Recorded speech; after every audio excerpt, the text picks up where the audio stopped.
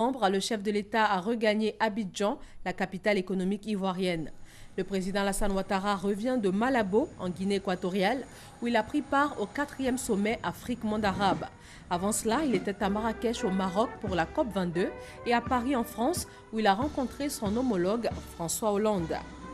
Organisé tous les 3 ans depuis mars 1977, où a été organisée sa toute première édition en Égypte, la 4e édition du sommet Afrique-Monde arabe s'est tenue ce mercredi 23 novembre à Malabo, en Guinée équatoriale. C'est pour prendre part à cette grande rencontre qui réunit les États de la Ligue arabe et les États de l'Union africaine que le chef de l'État ivoirien, le président Alassane Ouattara, a quitté Paris le mardi 22 novembre après son audience avec le président français François Hollande pour se rendre dans la capitale équato-guinéenne,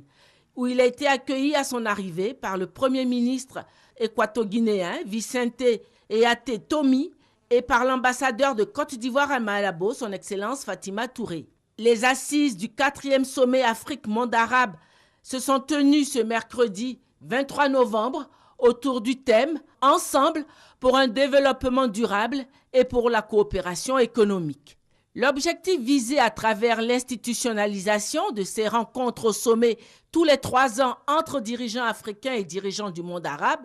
est le renforcement de la coopération entre ces deux entités et partant le renforcement de la coopération sud-sud. De ce point de vue, ce 4e sommet a enregistré des pas supplémentaires dans l'entraide entre l'Afrique et le monde arabe. L'émir du Koweït a annoncé la mise à disposition de ressources concessionnelles d'un montant de 2 milliards de dollars pour le financement de projets dans les secteurs de l'énergie, des infrastructures, de l'agriculture et du numérique. Le chef de l'État ivoirien, le président Alassane Ouattara, est intervenu au cours de la rencontre pour présenter la situation économique favorable de son pays, la Côte d'Ivoire, marquée par une croissance économique de 9%, et a appelé les opérateurs économiques arabes à venir investir en Côte d'Ivoire.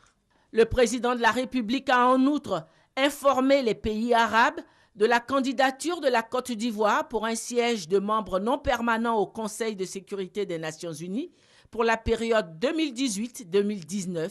et a demandé leur soutien lors de l'élection qui aura lieu en juin 2017. Le sommet a aussi enregistré une passation de charges entre l'émir du Qatar, président de la 3e conférence au sommet, et le chef de l'État mauritanien, Mohamed Ould Abdelaziz, désigné pour être le président de cette 4e conférence au sommet.